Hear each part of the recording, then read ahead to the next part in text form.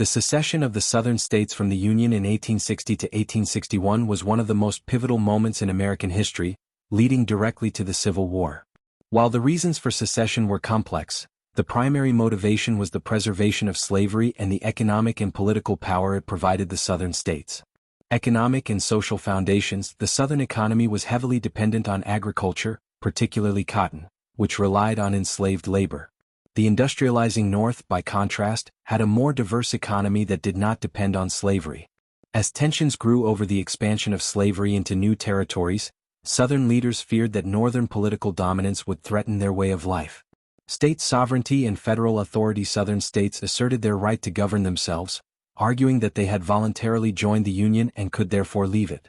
Many Southerners believed in the principle of states' rights, but their specific concern was the right to maintain and expand slavery without federal interference.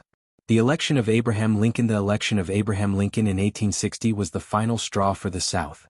Although Lincoln had not called for the immediate abolition of slavery, he opposed its expansion into new territories. Southern leaders viewed his presidency as a direct threat to their economic and social systems.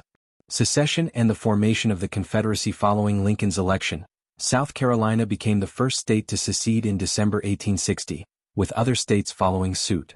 In February 1861, the Confederate States of America was formed, with Jefferson Davis as its president.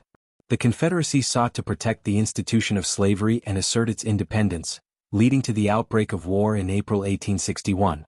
Conclusion. While the debate over secession often centers on states' rights, the overwhelming evidence shows that slavery was the central issue.